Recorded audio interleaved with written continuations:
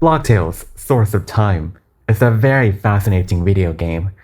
Who would have expected that a Roblox game this simple would have a soundtrack that carries almost half of its storytelling and world building, just like a normal video game does. Today, I want to go through almost every single Block Tales track, give my opinions on them, and put them on a tier list from the worst to the best.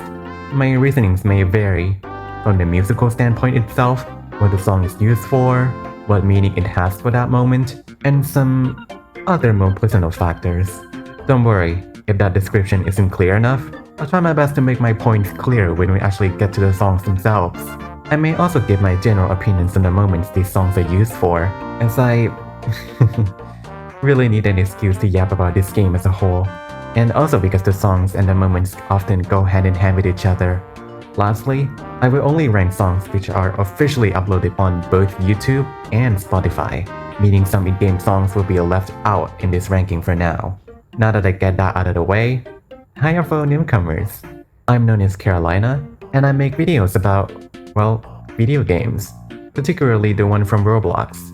This may or may not be the first time you've ever seen me, and if you like what I do here and want to support me, you can do so by liking, sharing this video, subscribing to my YouTube channel, and checking out my Twitter account, which is also named @DesolatteOffice. Before I actually get to the ranking, however, I must inform you that there will be a good number of songs which won't be mentioned further in the ranking, simply because I don't have strong enough opinions on them to rank them.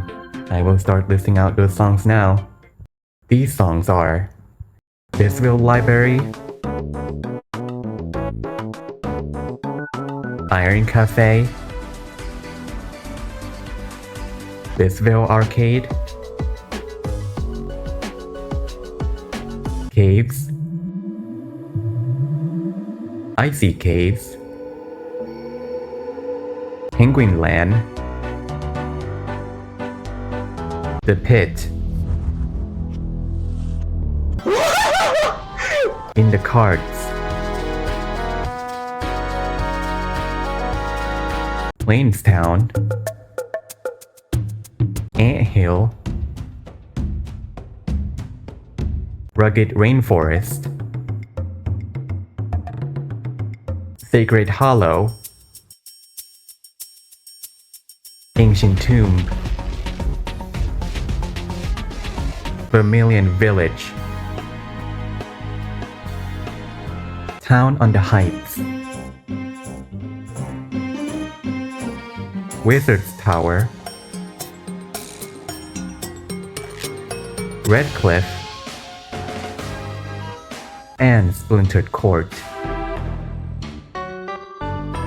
This doesn't mean the tracks listed here are what I consider to be bad in any way, but I just don't have a lot to say about them. They serve their purpose well enough that I don't really think much of them. It's also because either the songs themselves or what they're used for isn't interesting or memorable enough for me to have anything to say. I don't know why I said that so quick. Do keep in mind that while all the songs after this will be properly ranked, I might still not have many things to say about certain ones, so if you're disappointed with me not having many thoughts on your own favorite songs, I must apologize beforehand. The songs I go over will be ordered from the worst to the best. I will give the credit to the original composers and the context in which these songs are used for, as shown in this small example. These are subjective opinions, and the list will probably change over time. I'll be making updates on the list as new demos release, putting in new songs and adjusting pre-existing ones if I see fit. You're allowed to disagree with me on the list and create your own thoughts on the list and the songs down below, but be civil. Don't go into my comments harassing me for putting your own favorite songs low just because I have my own reasons for doing so. Not everyone has to give me to your own opinions, and this is still my space. Just be mindful of what you say on the internet. We're all people behind the screens. Hopefully. Okay, let's actually get to my ranking of almost the entire Block Tales original soundtrack, starting with my least favorite song.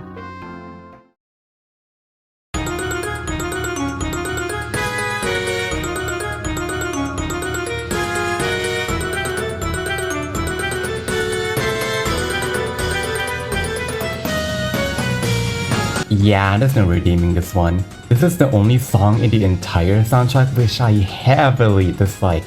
Obviously, this is not a diss to the composer at all, as you see some of his other tracks placed much higher than this. This one though, it's just bad. It's so bad it hurts my ears. It's the beginning part in specific that does that. Maybe it's due to the fact my volume is often set to high, but I've never ever had that problem with any other songs from almost any game. That winking noise is so fucking irritating, and it persists throughout the entire song. Even without that, the song itself is just a mess of melodies that don't appeal to me in the slightest. It's not just bland, it's bad for my tastes. At this point, it's really up to personal preferences, and mine decides that this one needs to take the cake for being my least favorite. I don't have the best way to back up this opinion, it's just the way it is with music tastes. As for the moment it's used for, it's fine. Opticus the Magnificent is a severely underused character, which ends up making him one of the most forgettable characters in the game. The main gimmick he has is that his health pool is ginormous, yet that barely comes into play, as you realize it really doesn't matter because he tears his back and dies anyway. It's a good surprise at first that grows old the moment you see him again in the pit. With that said, however, his fight is still fun. While it's completely useless to attack him, his attacks are fun to dodge. His minions might be troublesome at first, but dodging the lasers also feels satisfying. The way Optic's attacks shows just how much of a show-off this guy is, twirling his sword around, doing flips, snapping poses, and using portals to attack. It sucks that his theme sucks. It's a shame because I would have liked Opticus way more had he had more screen time. The little we did get of him though was nice. I hope that he'll get some good things in the next demo. Let's move to the next one.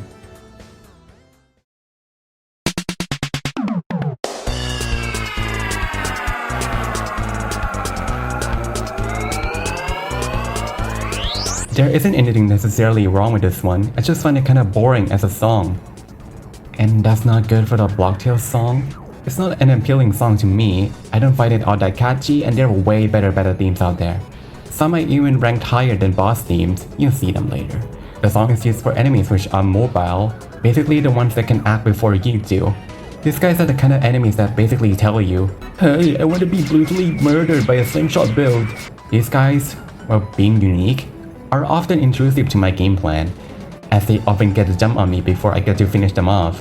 It's why managing your sword energy is important, because then you can have them taste their own fucking medicine. See how little I actually have to say about the song? Yeah, just admit, I almost forgot it existed. Move on.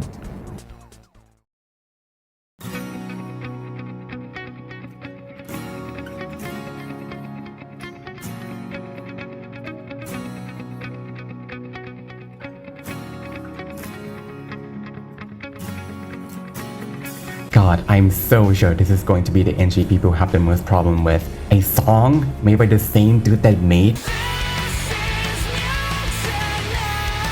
Rank this low? How dare you, Carol? Just listen to me, okay? If I were to solely rank this song from the musical standpoint, it would obviously be high. It's somber, emotional, and beautiful, as to be expected from a composer who's honestly really talented. Seriously though, check out the recovery system in his originals. I'm not sponsored, but I've genuinely been listening to them for months. Anyway, what I personally don't like about this song is the context it's used for, and how it just does not belong there in my opinion. It's useful when Calypso is retelling the memories she had with Trotter, and how she's grieving his death. I've always had issues with the Block Tales finale tracks. I don't think they know how to make an effective one. At least, not consistently. There are some great ones which I will mention much later, of course, but for the more tragic chapters, I just don't think they land. And this one is unfortunately the worst case for me. This is not a good ending for us at all. Yes, we did save the world from complete annihilation, but the very obvious sadness and guilt are still there. Calypso is totally fucked up here, and it's all because of our quest that it happened. Obviously, if it weren't for the mysterious figure, we wouldn't have to do the quest. But you get what I mean, right? It's just, something about it does not fit. The emotional payoff is trying to suggest, I think, isn't earned yet. And the game definitely knows it was a horrible experience for the both of us. When you see Calypso at the pirate camp, she's unresponsive at first but does open up to you after chapter 5 about how she just wants to be like us and suppress all the feelings she has. That's honestly really messed up. It's so tragic to see her in such a state. And that's exactly what makes me kind of against this song. I would have been totally okay had this finale been silent. I don't think we earned a good ending there, so the song suggesting as such rubs me the wrong way. I think it's okay to have a chapter ending on a sad note. We kind of already have our hype moments in aura 1 minute before this anyway. So it's not like the finale would have been meaningless without the song. Not only did Calypso get screwed over, but we did too. We obviously feel guilty for what happened, as when going to Nirvana, we have to say we feel guilty to reach the Ancients. That's another point against this song for me.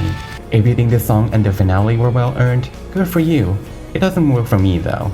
Please don't kill me for this, I have precious spouses and I still need to wait for Block Tales to reach its finale. This is about the end of the songs that I personally dislike. After this, I have more positive things to say about the upcoming songs, even if they may be little.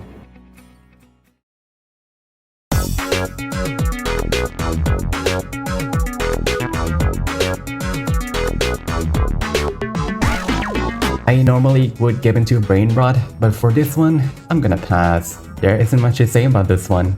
It's a perfectly charming little song for a starting area of a Roblox RPG inspired by Earthbound. This game always knows what it's trying to be. This song is a good example, as it's a simple, for the lack of a better term, video gamey song from an area that's supposed to introduce you to this game and its world. It's nothing more fancier than it needs to be, and that's something to be appreciated. This point would definitely come up later, and to a more extreme extent. For now, this is fine. I don't condone gambling, but fishing is kind of fun.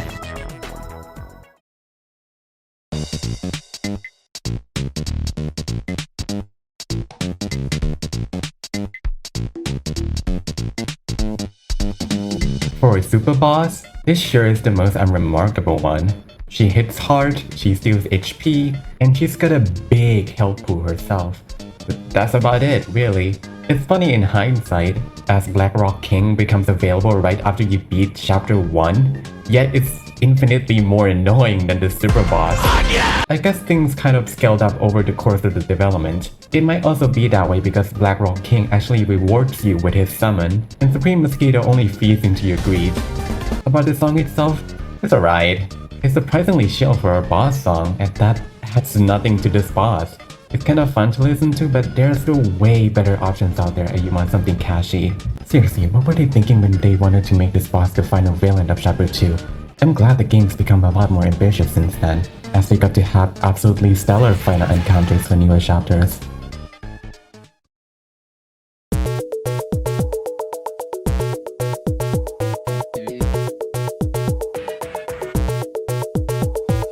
Now this is the song that always makes me excited for a new adventure. Roblox HQ is what I like to call the Sheletsky lore dump place, where he explains basically what you'll be doing for the upcoming chapter and sends you off. It's something not a lot of people think of, but I find this repeating experience to be interesting to say the least. So far, the format of him doing a lore dump each chapter hasn't changed at all. We got a sword entity tutorial and a proper introduction to Matt Dusak. That's about it. Matt, so far, also doesn't seem to do anything significant just yet, aside from saving Sheletsky when he was ambushed. I'm sure they have some plans for him later though. Despite the fact this song is decently important for every chapter, I don't find it too interesting outside of that. I think there's some early songs that I resonate with a lot more. It's still fine for what it is though.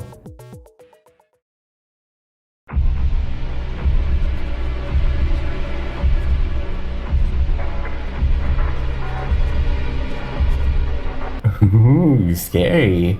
Yet, I don't feel as invested in this guy as the main villain as I think I should be. Obviously, I want to know what their deal is. I want to know who they are, and I want to have the most epic fight in Roblox history with them. However, so far, they haven't been present in the story at all. Only their influence and their jobbers. In fact, they're completely absent during Chapter 3 and 4, as they expect us to die at the manor by the Ghostwalker, and the Firebrand's location is unknown to everyone besides the Roblox admins.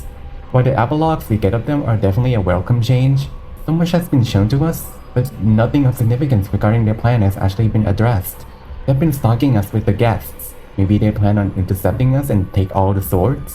Whatever it is, I'll be looking forward to it so. I'm actually way more interested in who Lear is right now. Since they have a personality of their own, I want to know how they came to know Mysterious Figure. It doesn't seem like Mysterious Figure met them before the time skip either. I guess most of it will be explained in Chapter 6 or so. For now though, these guys are just what the plot demands them to be. Deep down, I have always wanted the main villain of Block Tales to be some kind of a force which is impossible to comprehend, like an embodiment of something, or a force of nature. Something more abstract. I didn't want it to just be a normal Robloxian. I hope they'll be interesting enough to still be a satisfying villain. It's kind of funny seeing Lear show up at the Trinity expecting us to be dead, only to see the entire room about to jump him though. They jumping me! I would have liked a small boss by then, but it might be too early. I don't know, I just want to beat the shit out of Lear. I bet his boss fight would be so fun.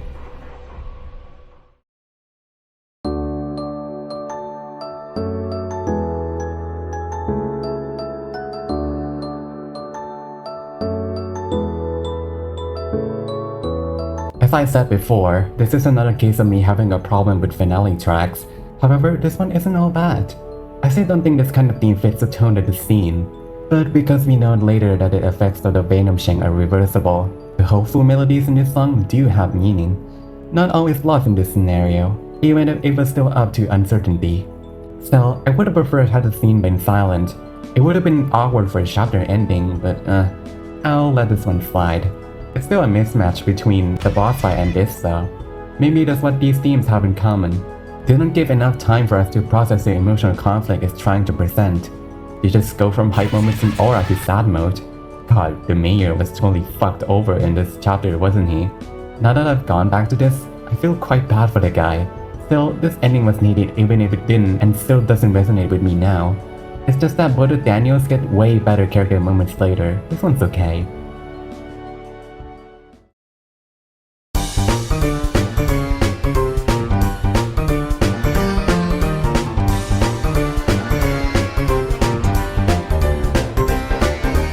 This boss is so fucking funny.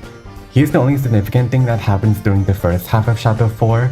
Without him, that chapter would have been so ass at the beginning. I still have lots of issues with the pacing of that chapter, but at least that guy makes it somewhat worth it for the first half. Introducing himself with a name no one dares to fully say, this guy brings in not one, but two most iconic PNGs in this game. You can have my reaction to one of them here.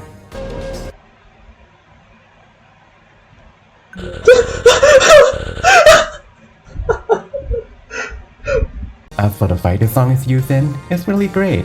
Summoning a mannequin, whose name is Doohickey by the way, to bypass his magic restriction is genius. Not only that, all of his magic attacks are so creative and quite fair. Some animations feel a little drawn out though, which makes the pacing of the fight really slow. His punching attacks are also lame and kind of hard to read. Still, a fucking car? That move alone put fear into many people's hearts when they first fought him.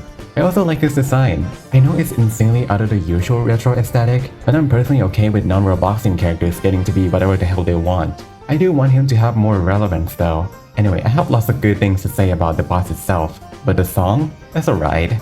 It's fun for a fun boss fight. Nothing fancier than it needs to be. It's ultimately a little forgettable for me, but I feel good about it whenever I go back to it. A slow song for a slow boss fight does make the fight feel slow, as I've said before. But it's more of a nitpick than anything. There's still a lot of enjoy both in the song and the fight. Not much else to say. I want to see more of him eventually.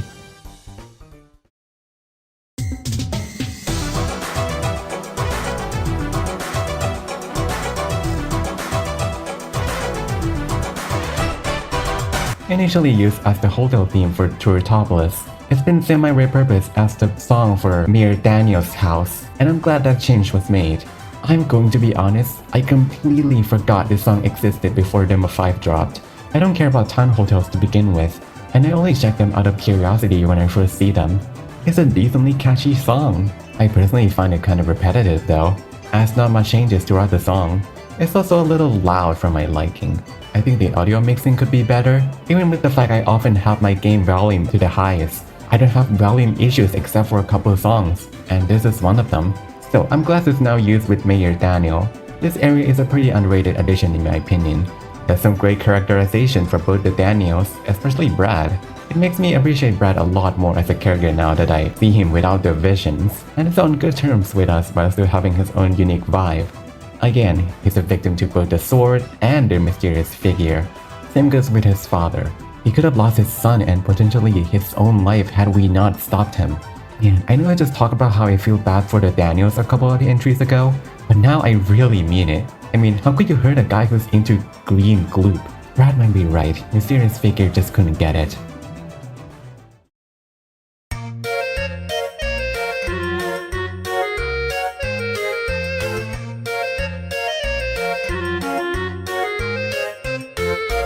When I first started playing this game, I liked this song a lot. It felt different than Mount Blackrock, which I didn't think much of at the time.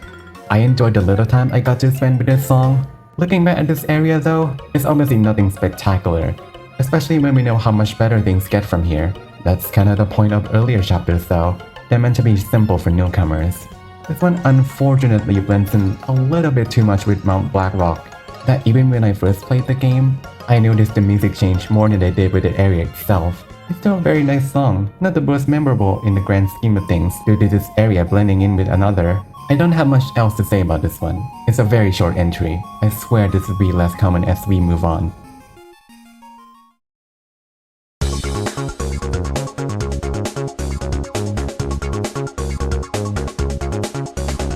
This isn't the only time where a chapter gets to have a single battle theme for its entirety.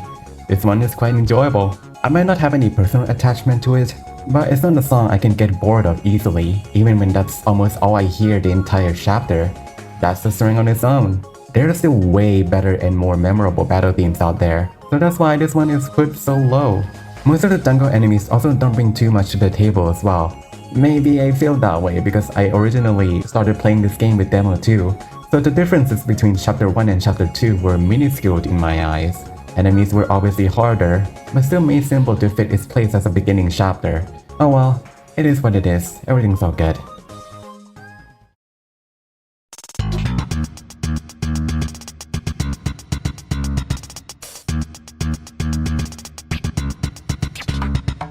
A foundation of all battle themes going forward. This theme is very important, as it sets your expectations for what's to come later in your journey. As I've said before, this game always knows what it should be. Nothing else is needed more than that. It always makes me feel slightly nostalgic whenever I go back to this song. First impressions are something I value quite a lot, especially with the game I replayed a bunch of times. I know using the word nostalgic here might seem weird for a game that's barely 2 years old, but a lot can happen during 2 years. You don't necessarily have to go through an entire generation to be nostalgic with something, as long as you're aware of the scale. Obviously, I don't treat Demo 1 and Demo 2 the same way I do with much older Roblox content. I'm just saying it's a feeling I hold dear to my heart. Anyways, not much else to add. This one is another simple entry.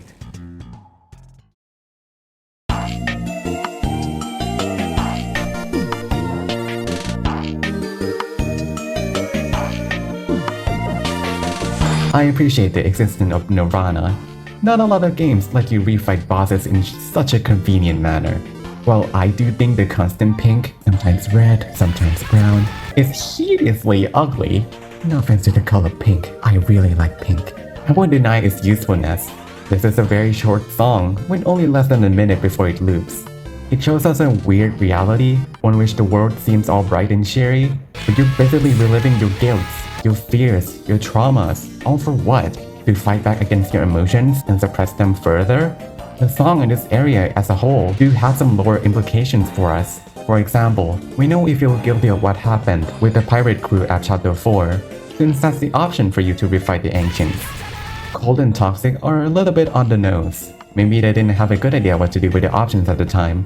Hatred being nothing is quite interesting, considering a series later mentions how we're still filled with hatred. Maybe it's what we want to think and not what's actually true, which obviously shows that we still struggle to hold everything together, as most characters suggest later down the line. It also reflects in our actions, as we chose to kill Argyle by ourselves.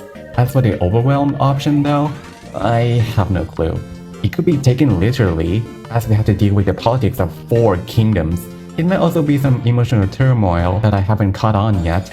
Probably something related to us suppressing emotions. And how is it related to Argyle? Is it overwhelming simply because Frostmaw is the biggest boss we've encountered so far? I'm not sure with this one. I may need some more time after this to think about it. What I also like about Nirvana is that each boss area is unique to its own. Cruel King has his throne, the Bonic Planet has some plans, the Ancients have a massive sandstorm, Frostmaw just had a wider stage overall, and the best one in my opinion is Hatreds. Not only is the Nirvana completely red, but the sky is left to black, so Hatred can be more easily readable. It's insanely sick and unique, even if I'd rather just have its normal stage. Overall, the song is a perfect contrast to you, meaning your inner conflicts in the form of boss refights. It's a lot more engaging when you notice the details.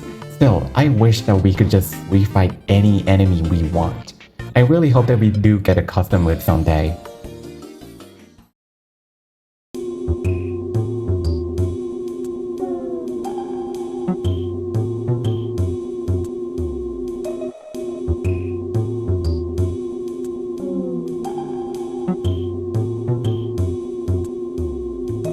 It's a surprisingly chill song for battle, but it makes sense for what should be a creepy setting, and find it charming and totally fitting.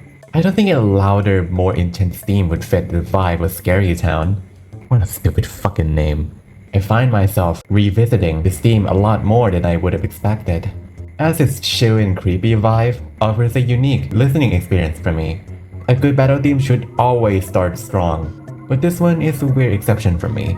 Vlad can go to hell though. Seriously, back when I wasn't exactly the best at the game, I ate shit with Vlad. If you don't have enough DPS to kill this guy and he ends up stealing your HP, it feels so punishing. The other enemies are pretty alright. What is the squatter doing here though?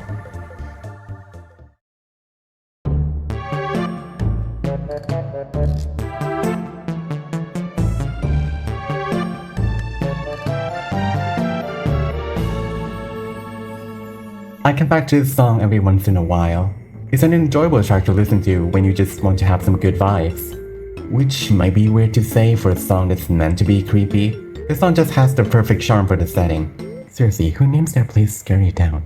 It felt so special back when Demo 3 came out, as it was right around Halloween of 2024. Everyone was in the mood for some classic spooky shenanigans.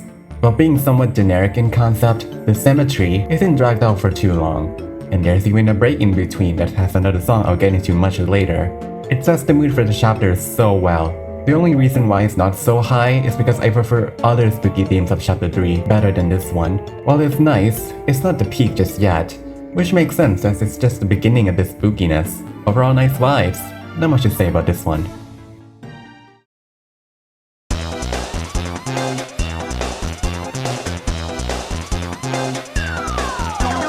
The train horns! The train horns added so much to the song that I'm upset it's not a part of the actual song release.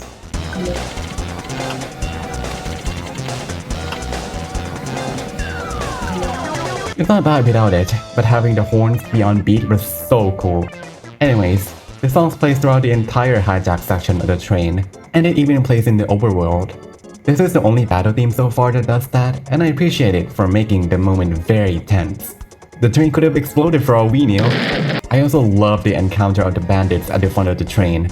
The background is constantly moving, Nubador has his hands flying around, and we get to fight alongside Red and Blue. It's super cool. A bit strange that we haven't had a moving background like that since chapter 3. Oh well, I'm sure we'll see some surprises in later chapters. For now, the time spent in this section were great.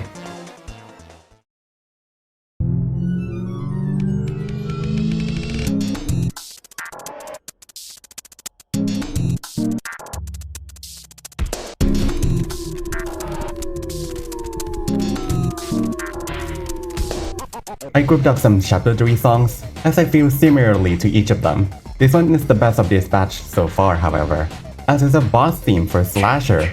This one breaks the style of being slow while still sounding creepy and weird. I have a feeling that this placement might be controversial, but it works for me. It's especially the second part that I dig.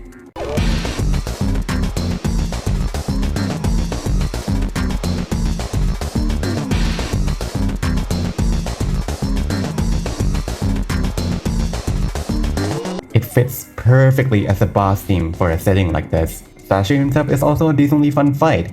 Slasher's signature is still one of the coolest attacks in the game. Dodging it is also just as fun when you know the timings. He's recently received a change, and that he now has a super attack that can be super guarded, but hurts a lot when you're hit by it. I always prefer this style of super attacks than the ones that can't be super guarded. Those ones are fine, but these ones trade risks for extra turns you can use. It's a fun dynamic that helps interactivity with the player and the mechanics. Of course, if you know other timings like I do, it's a no-brainer to just super guard it normally. He also charges up his defense before he does that, which gives you the option to pierce his defense or do other actions that may benefit you in different ways. His new cleave attack is kind of bullshit though. It's an instant attack, meaning you'll have to press the key before he even reaches you. This is also the first instance of a red herring villain. He was used as a silhouette in the chapter intro and the Demo 3 game icon. I was expecting an actual guardian similar to other villains in previous demos, but he was a fun twist to the concept, being a literal bodyguard to the catacombs in the Ghostwalker. But no, Sasha is fun.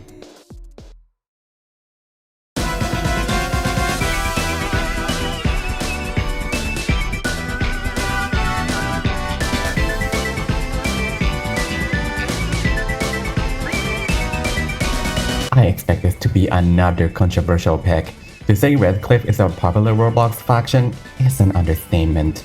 I've seen a lot of enthusiasm for Redcliffe over the years of me being on Roblox. Block Tales is no exception. However, Redcliffe never had a big impact on me as a faction due to its leader being kind of a dumbass and the Ranger stick feeling similar to the actual Trinity. The song itself is a fitting theme for the faction, don't get me wrong, but it doesn't interest me as well as other factions do. Those guys have way better songs. This is also the reason why I don't feel like ranking the actual Redcliffe theme.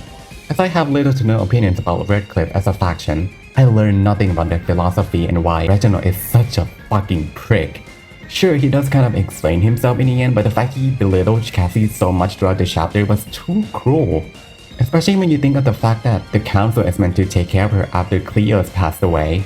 Calling her unfit for the crown in such a manner for simply inviting us to the coronation was such a dick move. I know I'm meant to dislike him, but he's the dumbest guy I've seen in this game. Not to say he's necessarily battery-ridden, but I could not give less of a shit about his character when he didn't even care for what Cassie felt at the time. War can mess with your emotions, but this much? I don't even know, man.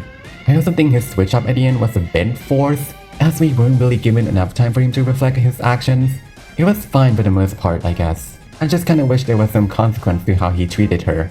Sorry, I know this is just a rant on Reginald, but this kind of ties into why I don't feel as strongly about Redcliffe as I think I should be. Back to the song. Its better part comes much later. However, you're almost never going to hear this, even with the pick.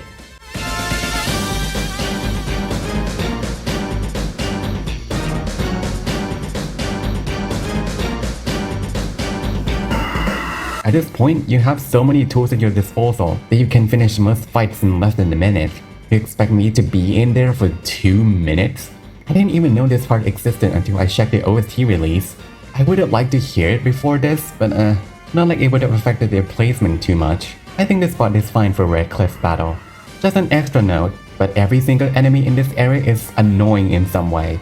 I may yap more about Reginald, who knows.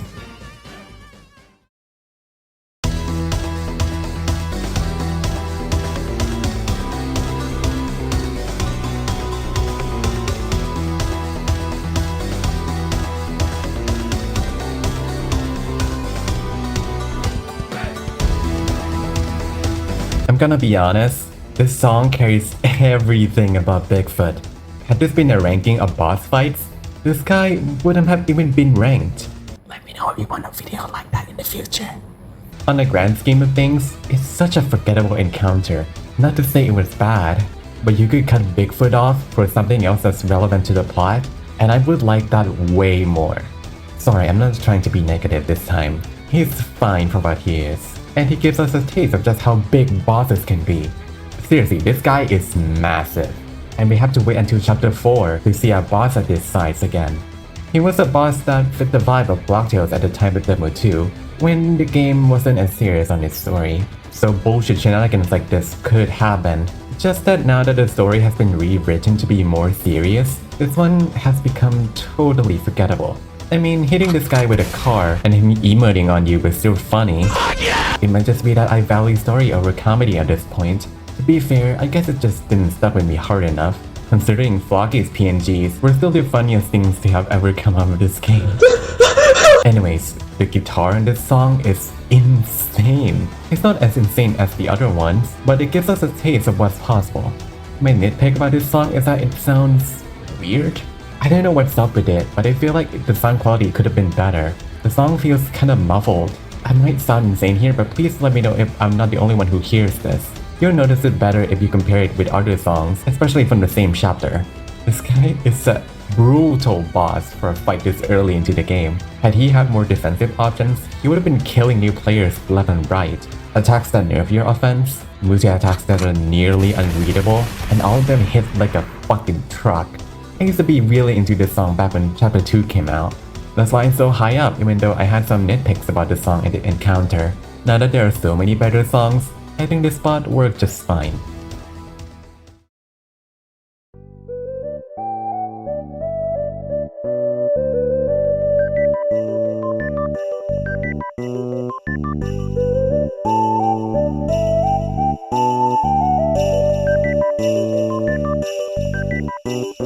This time, I have more positives to say about a song.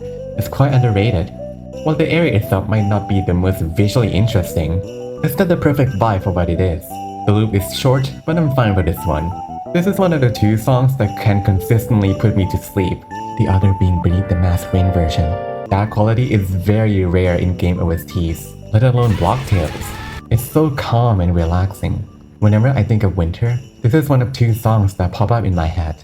The other one is similar to this, but we will get to it soon.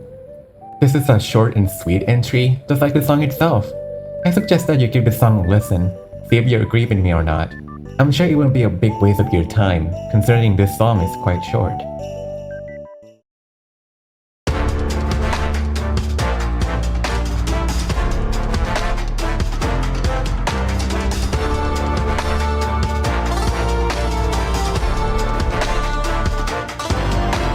This is another song that I used to rank highly, mostly because it was one of the top songs for me back when Block Tales was new.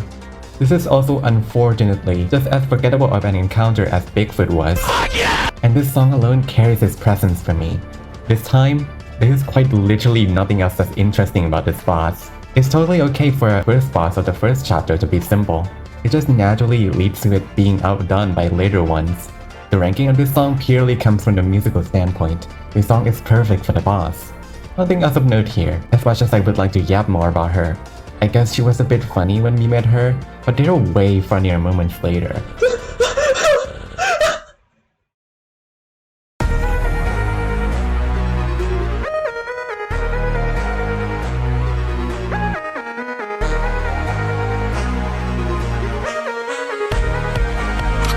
Don't give me It's not fair. I want a proper fight with this guy.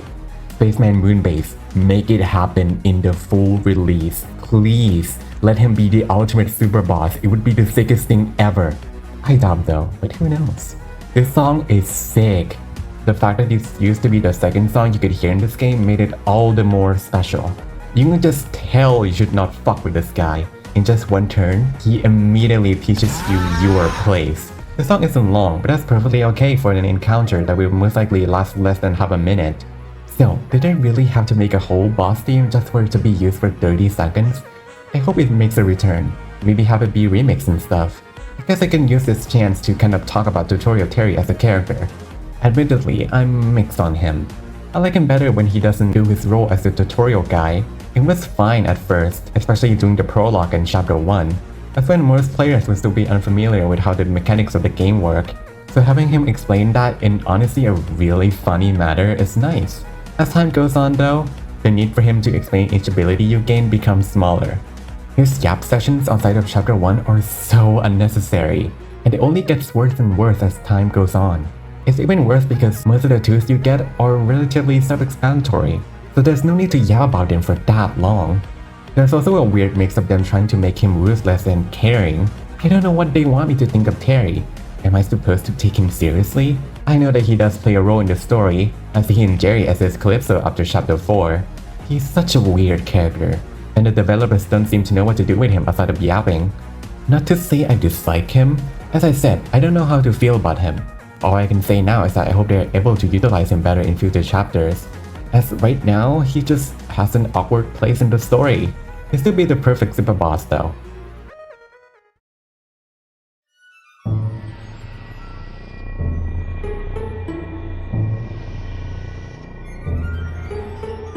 I'm going to be honest, the reason this song is so high isn't really about the song or the location itself. The reason is a bit more personal to me, as this is the final area before you traverse your mind. It gives me a strange feeling to think about the fact that this is the last area where everything is normal. This is also the area we go back to after we're done with the dream world. The area itself is as creepy and dark as it should be. Coffins laid around everywhere, skeletons fully displayed. This would be a terrifying sight to see for a Robloxian. The vibe of it was perfect for when Demo 3 released. As I said, it was right around Halloween. It's hard to believe this place is made for good reasons. Telemon's Manor is a place where the souls of the dead reside, a safe place for souls. Anyway, this is probably where Telemon keeps the bodies of the ones who passed away. I'm unsure if the purpose of the catacombs have been addressed or not. That's just my guess.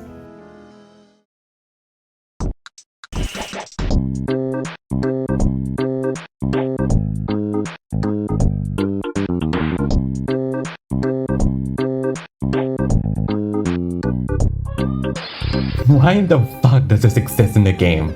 This has to be one of the most random songs in the game. Yet, that's exactly why I love it. I'm guessing that this song is meant to be the hotel area of Chapter 3, considering every hotel area so far except Vermilion Village has a unique theme for some reason. This song is very fun. It's got random screams, old Roblox sound effects, general weird sound effects, and somehow they managed to use Oh no! Our table! as a sample? This is low-key bad shit insane, and I honestly respect it so much for that. It's such a fun song, even if it's short-lived. Also, they added a skeleton walking right past you in Demo 5, so this area is even funnier because of it. I'll let you have these 2 clips of me encountering these guys. What? What the fuck?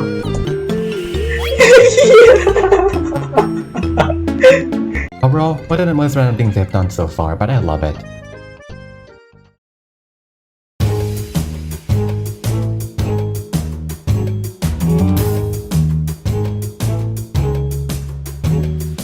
Another case of a song being rated highly due to the relations outside of the song itself. Parrot Camp's motif is somewhat referencing another song, and that makes all the difference. It means the song is important enough that it carries on to another to represent something. You probably know what song I'm talking about. Anyway, there isn't much I can say about the song itself, as it's kinda basic. The story significance is what brings it up. I will also save my discussions about the pirate crew for later. What's more interesting though, is that this is where Calypso resides after Chapter 4 is complete. It makes sense, that's because Terry put her there. It's certainly a strange choice having this silly song playing when nothing else by Calypso remains. I would have liked it had the place been silent to add the dread of losing the pirate crew, but it doesn't really kill the emotional drama Calypso has though. As I mentioned way back, Calypso's mental state is totally fucked after losing the pirate crew. The song can work as an ironic contrast. An innocent, silly-looking surface with heavy emotional drama, downright horrible circumstances hiding within. It's what Block Tales likes to do, and is consistently good for the most part. Calypso's speech about how she desires to forget everything and suppress her grief really hits hard when you've seen how much she cares for the crew. The families she's been with for years vanished before her eyes by a mission out of her control. Yet she doesn't blame us. She tries to cope by thinking it's all part of the mission. Something inescapable, something inevitable. It's so harsh. You force yourself to believe the sudden death of everyone you ever loved was for a greater purpose. She doesn't even talk that much when we try to talk to her. It's such good writing for a character who's lost everything, to the point of wanting to cut herself off of everything around her.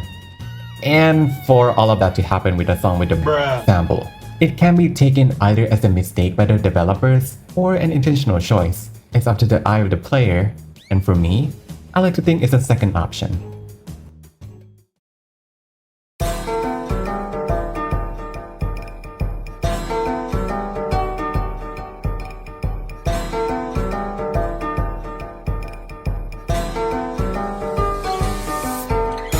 Nope, there's no way this is better than Trinity.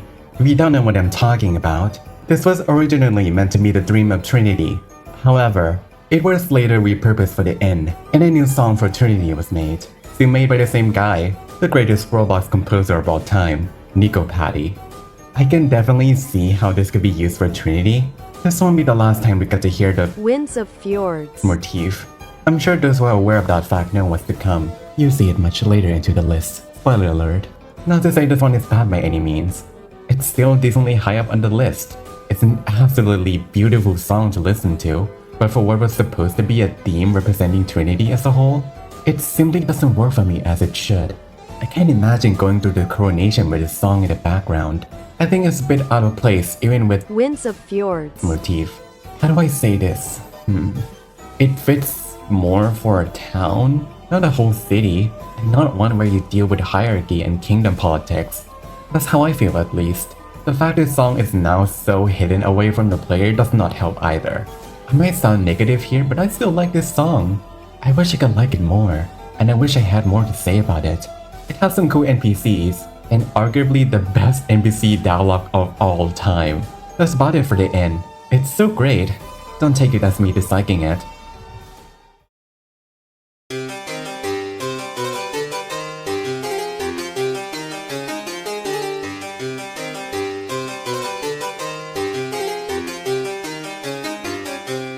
This song and the area in general are so charming. It couldn't have been more perfectly executed. I love Black Rock Castle. With this song, you just know any bullshit can happen in this damn castle. And they did happen. A lot. This is by far one of my favorite areas in the game in terms of funny NPC texts. People just say shit and you just roll with it. Seriously, these guys alone make up the majority of my entertainment here, and this song only helps the unserious nature of this place. It's perfect for the first chapter too. At that point, the game still doesn't take itself too seriously. I mean, for crying out loud, let me just list all the NPCs I like in this area. A knight wearing a helmet backwards for some reason, a novice knight trying to convince you to stay, this fucking thing, a guy that doesn't even give a fuck about you intruding the castle. No, two people actually. Really short guy that doesn't like it when people mention that he's short. An attic dweller? A guard that really wants his burrito? He's also small. So many other NPCs I can throw in here. Oh yeah, you can also permanently kill a guard. A statue that starts talking and ramming you with its body. Then you also get to crunch a bunch of guards' bones by dropping a chandelier on them. Like, shit just happens in this place, as I said. But the song and the area just have so much personality and charm that I can't help but go along with the bullshit. Oh yeah, you also get to meet Kitchen Wizard here. They're funny when you first meet them. It's kinda fucked that Terry just kills them for no reason. I wish that was addressed more than just a cutscene. But even with all the bullshit, it felt like this place is incapable of being serious. Stuff revolving the king has some intimidating energy to it. The way the NPCs explain about your situation with the king, the fact it's been mentioned the entire time with all the Blackrock enemies and NPCs. We'll get to him soon. Anyways, the song still works with this context. This is still a castle after all. Someone still has to be the one who rules the castle and the kingdom as a whole. Someone whose words will sway people to do whatever he wants without hesitating for a second. With this context, this song and area suddenly become more uninviting. You're not meant to be there. Duh. You're doing something that many would consider certain death. Yet when all the conflicts is solved, it becomes inviting again. I'm saying all of this because there are so many ways you can look at a piece of art, and changing your perspectives to interpret different meanings about it is what I always find fun to do. I think that's about it for the castle. As for its ruler, his time will come soon.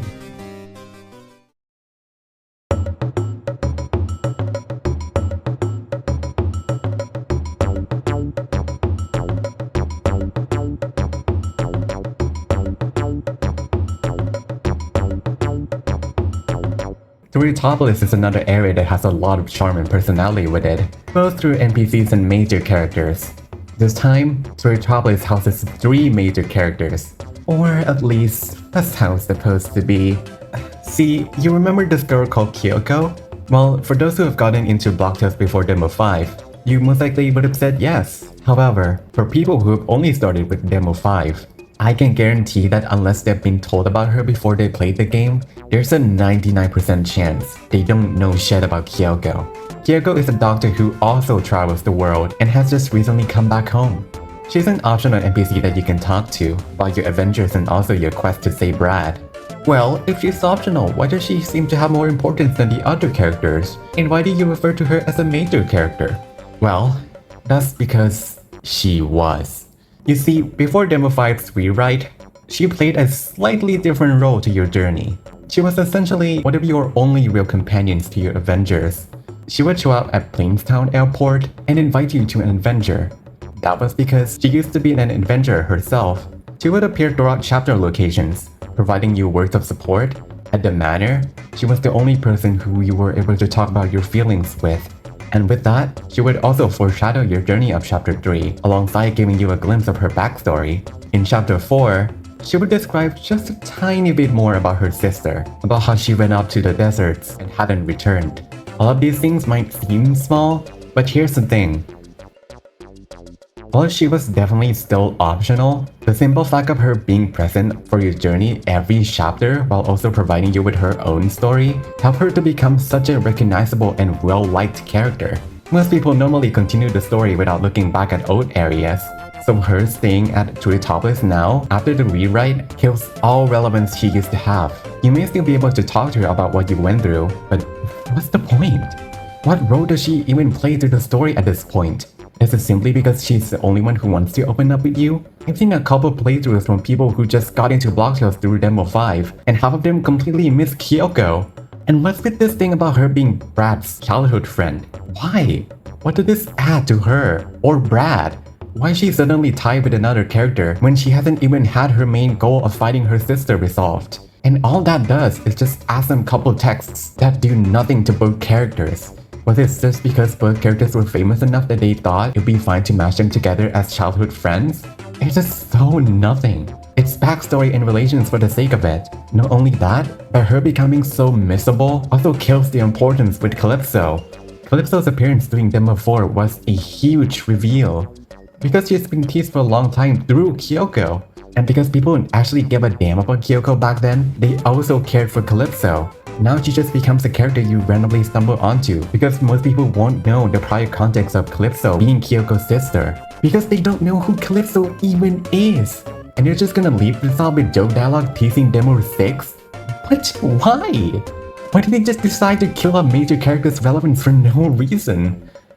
Sorry, I know I'm supposed to be talking about the town and the song, but I really don't have any other space to rant about this. Seriously, this needs to be fixed in future updates. I can't allow them treating a major character like this. It ruins so much of what made these two sisters special. Kyoko doesn't have a real purpose right now, and that's unacceptable. Anyways, the town. As I said, it's a fun song for a fun place. I have a bit of nostalgia for this song and the town. As I got into Block Tales on Demo 2, I would constantly come back here to check on the funny residents and buy some fruits.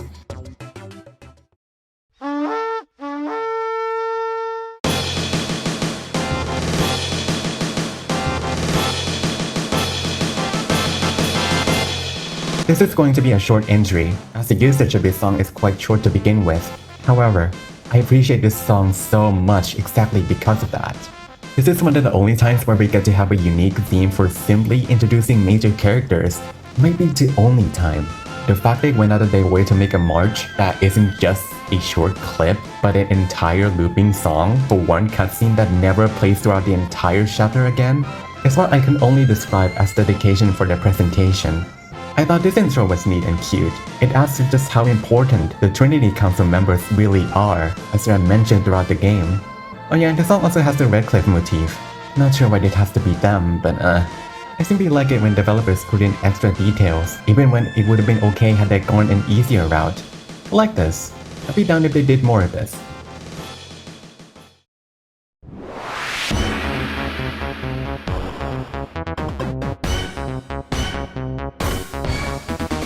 The fact it took us 25 entries to finally get to a theme of a chapter's final boss shows how good these final encounters are. Seriously, some people might even say that I'm putting this song way too low. That's how good it can be. Anyways, I think this spot fits just fine, as it's not too crazy for Roblox standards. However, that's not the point. It's not trying to be... Because this is still the first chapter of the story, back when the game still wore its Paper Mario inspiration up to its sleeves. As for the Cruel King, it's perfectly fitting for his role as the first final boss, perfect for the presentation at the time, and the song isn't anything too fancy, which helps the battle feel more strategic. This is probably the first real challenge the player might run into. Unless they stack on healing items or consistently hit blocks in super guards, chances are they're gonna fail. Anyways, as for the character himself, he's important in giving us the first look into the visions of the swords. More specifically, these Sword Fight on the Heights artifacts seem to have the ability to corrupt one's mind when possessing them, leading them to seeing visions of the future in which they don't want to see. This may cause the wielders to start lashing out in ways that are harmful to those around them. Cruel King saw visions of his kingdoms falling down, so he's trying to correct it by his own means. Those visions became delusions that led to him being struck down. It was clear that he cared for the kingdom and his people. That was why he became a tyrant of his own. However, we're still able to make amends of his death and even convince him to change his mind about us. It's a bit of a classic trope of beating up a guy until he becomes our ally. But I'll say the dialogue of him realizing his mistakes was well done. Even in death, he would go out of his way to protect the kingdom and now assist us. It's kind of rad thinking about it. He's the only case of a guy dying yet is still able to freely roam and interact with the world as a soul so far. He even shows up to the coronation. The Trinity definitely acknowledge his death, but it's just a funny and interesting thing to think about. There isn't too much I can add to the Cruel King. I am not too personally invested in him as a character, but he's still very important to the story, considering his role as a guardian of the Ice Stacker and having visions of the main villain. I also like the extra dialogue you are able to get out of him after making him our ally. Getting to know any major character's backstory in this manner is always welcome. I always want to know more about them. That's all.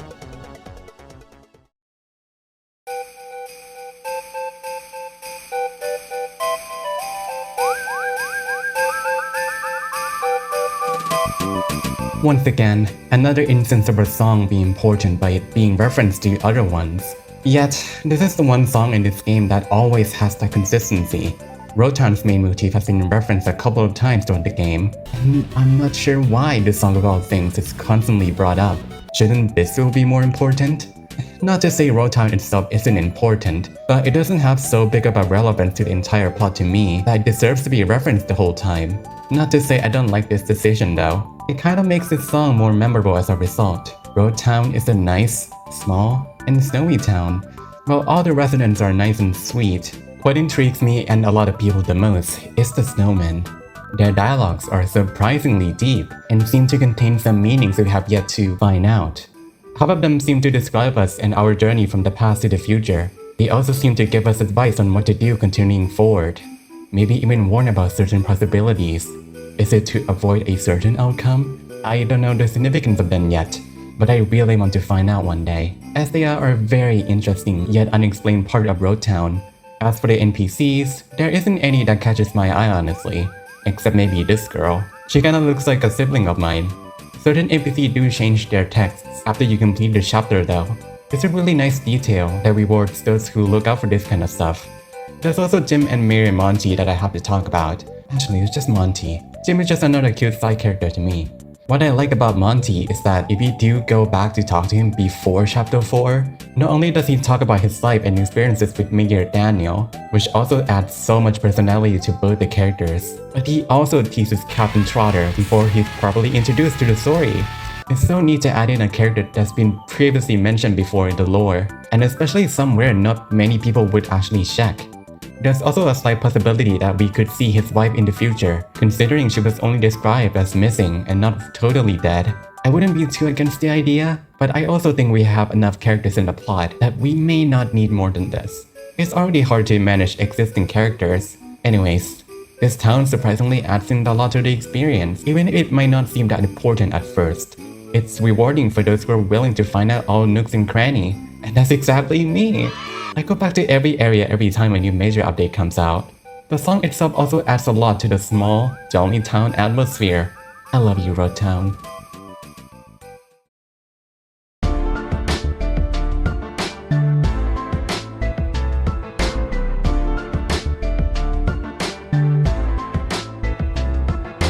This song is very important to me, as it's the only time where we get a glimpse of the supposed future we're actually from. A song that has synced at the forefront, representing the modern era and corporate feel of modern Roblox, while still being somewhat uplifting. It can be taken as the place actually being the utopia of Roblox, or just a corporate front, fooling people into believing it is utopia, which is a twisted irony of what Roblox has become in recent years. Even certain texts poke fun at just how stupid these corporations really look like. It's a perfect rendition of Biswell's soundtrack in a modern coat of paint. It's also just so damn catchy and pleasing to listen to. As a song, I prefer listening to this over the normal version. Maybe I am being corrupted by an evil corporation. Anyways, As I mentioned before, this is the only time so far where we get to witness what seems to be our actual home. Fun fact, it's semi-implied that we are an artist in this story, with an artist station and everything. It's a nice contrast to what modern Bissell seems to be like, a corporate city where artistic creativity goes to die. It's just my take on it, as I don't think there's a confirmation to what Roblox is actually up to at this point. The hotel also implies that Terry's room is also ours in the future, which is funny to think about. Like the boxing guy is also here just chilling like a normal citizen. Most of the NPCs here are just random Roblox users the devs added in. But when we get to the HQ, we get to see some familiar faces.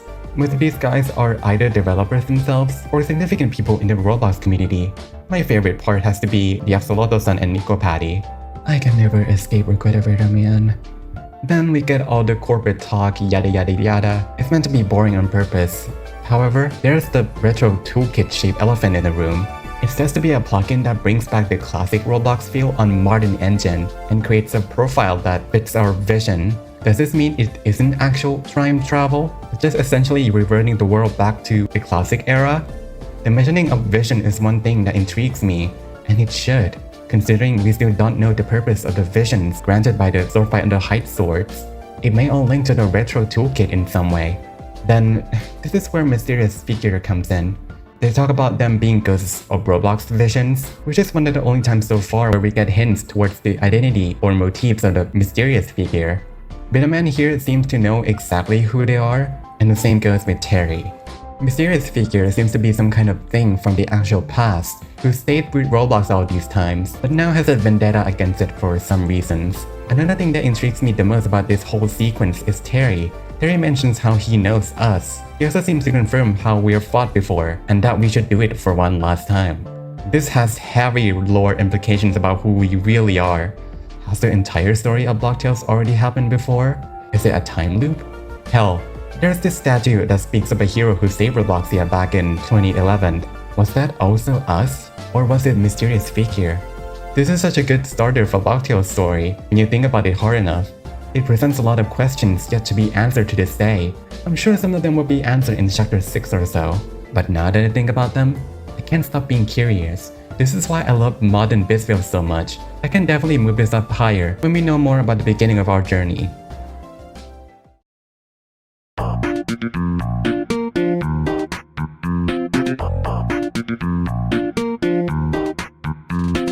A very funny placement, isn't it? Considering modern Bissell is just behind this one. Bissell, for me, is starting to feel like our new home. Not in terms of us staying there permanently, but rather, it's the kind of city that I want to protect. It feels personal to our character in a way. A part of me fears the possibility of it being in ruins. This happy, nostalgic, and perfect city, and the representation of old Roblox being taken away from us again, just like what Mysterious Speaker described. It may or may not happen, but I often expect for the worst. That dread solely comes from just how perfect this place is, and how nice the song feels. I guess it all comes down to my fear of loss. I just really don't want to see such a happy place like this be gone. If we ignore all the depressing thoughts I have, however, this town is full of positive energy. This town, to me, is the most important place in all of Block Tales. Obviously, it kind of objectively is. This is the center of Robloxia and where we originally were back in the future. It's the perfect city vibe in a way that feels authentic and not corporate like modern Bissell. It makes me so happy and emotional. I wish I could say more about it, but it's really just the vibes. Overall, this is another song I'm willing to move up if I feel like it. That is all for Bissell.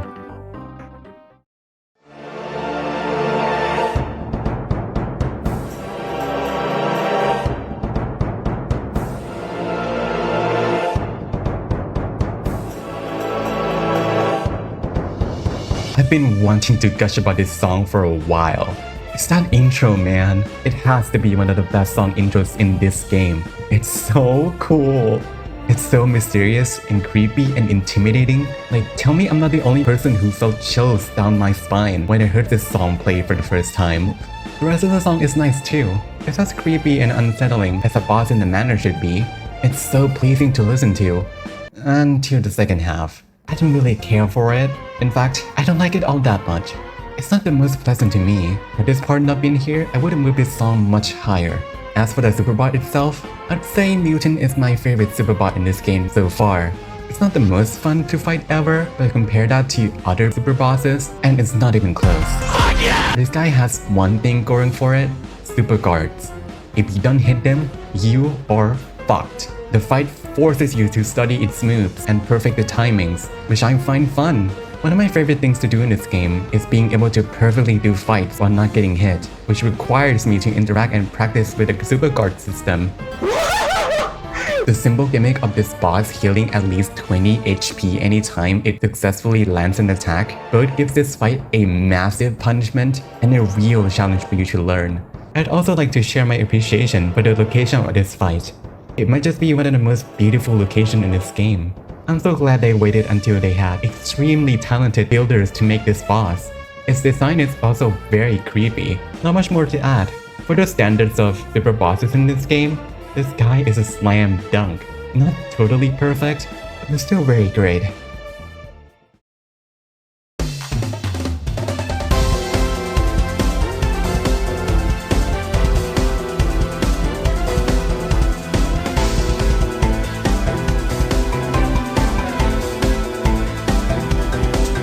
This boss is just so cool with his presentation. A fight on a moving train where not only the lives of everyone on board, but red and blue are on the line. It's so sick. It's a super exciting fight to get you pumped for the rest of the chapter. It's such a strong and hype opening for me. The song obviously carries the red and blue motif. Makes sense, as they're the parents. However, it's a shame that green and purple are ultimately the side villains that we beat quickly. For parents who are supposedly abusive to their kids, I wish that subject was handled better rather than just silly criminals who are too edgy for their own good and one line from Red and Blue addressing the abuse. I mean, a katana and a mace? It's just giving a lot of mall ninja vibes. Maybe that's what they're going for. I don't mind the fact that they're short-lived. I just want them to be better handled, and that might just require them to get more screen time or mentions. While I feel very positively about the fight, the same can be said for them as characters and what they bring to the story. It's nice to know more about Dubador and the kids though. Him smashing these two faces was brutal. Overall, the presentation of this fight is unfortunately the only thing keeping them this high on the list.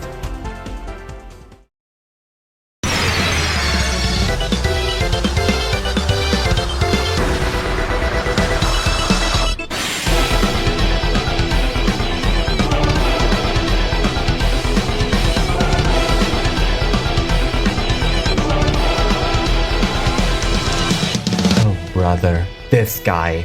The guy no one likes, except people who are really into bears.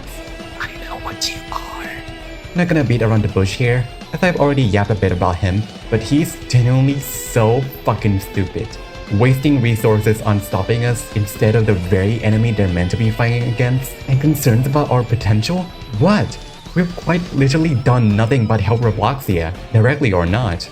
Tragic incidents happen around us, but that's barely our actual fault to begin with. They don't even know what happened with Trotter, which is why Rover questions the firebrand instead of just being against us right away. I know that's the point of his character. He's rash and make decisions without thinking.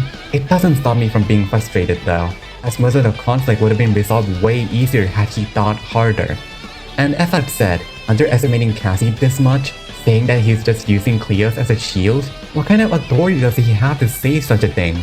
She's the queen. Believe it or not, she still has way more power than you. You're lucky Cassie is willing to let it slide. Talking back to a monarch like that is insane, even if she's young and has only been crowned. I do somewhat get still having worries about the fact we hold the strongest artifacts of Robloxia, but seriously, we don't even have the capability to use the sword energy to such degree. We are no guardian, so we can't do the same things other wielders do. Guess he doesn't have knowledge on this subject. Oh well, at least in this fight, you get to knock this asshole. Does it stop him from thinking we're the villain? No! But it doesn't matter because we get to teach him a lesson. It's admittedly a funny fight. This guy is meant to be one of the strongest warriors in Robloxia, and I guess it's shown in how he's able to effortlessly handle his battle axe and throw himself at us with full armor. But his attacks just seem pathetic compared to what we've seen before. It makes sense that he's only good at physical combat, but even Opticus is way flashier than this. I just wanted him to put up more of a fight, but maybe it's because he's not at his strongest yet. Oh yeah, the song itself. It's as generic of a boss song as it can get, but that's not to say it's bad by any means. It's still up this high after all. It's energetic all the way through, perfect for the fight of raw physical strength. I especially like this one part halfway through the song.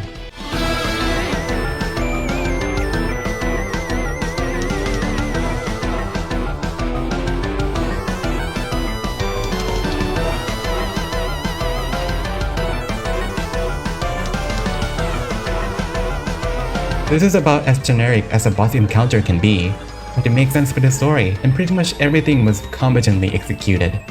I still think Reginald is dumb and rude, but whatever.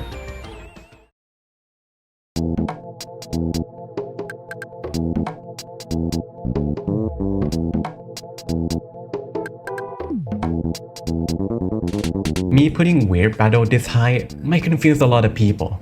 However, ever since I started playing this game in Demo 2, I've always thought this song was super catchy. I could always have this song in the background whenever I had to do something. However, what brings it up so high is its usage in Chapter 3 specifically, but this song works just fine for Chapter 1 and 2. This is where it really belongs to me. At this point in time, you're probably still left confused as to what the hell the Dream World is even about.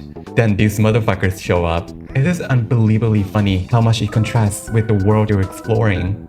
I was left flabbergasted for a while.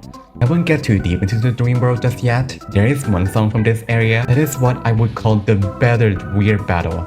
It would be totally okay if they stuck with this song the whole way through though.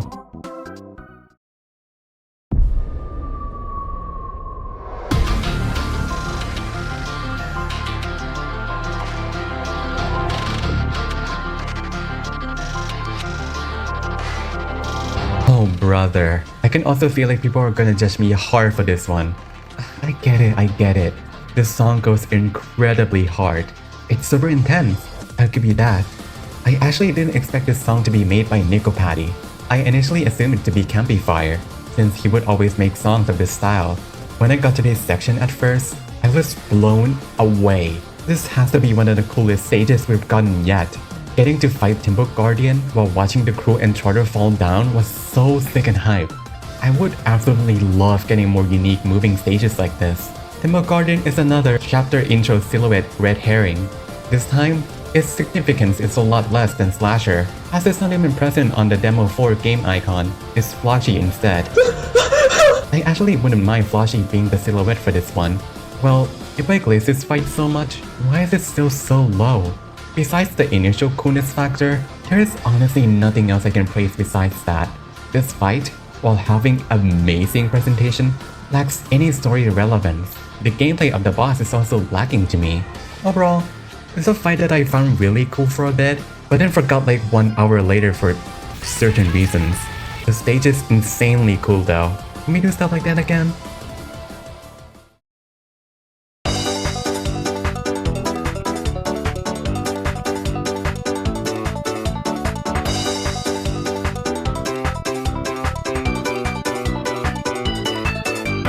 Arguably, the most unexpected boss fight of this entire game. Just like a lot of people, I got into this fight before I even talked to the kitchen wizard, so I was even more confused as to why I was randomly having beef with this turkey. But that made the experience 10 times funnier. It will always shoot you given the chance when it drops below 10 HP. That's my reaction to it.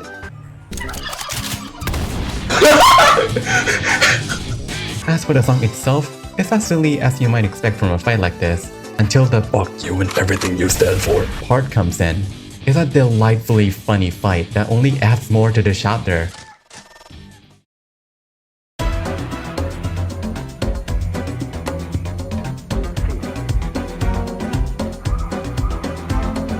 I've never heard a dessert theme this catchy before in all my years of playing video games.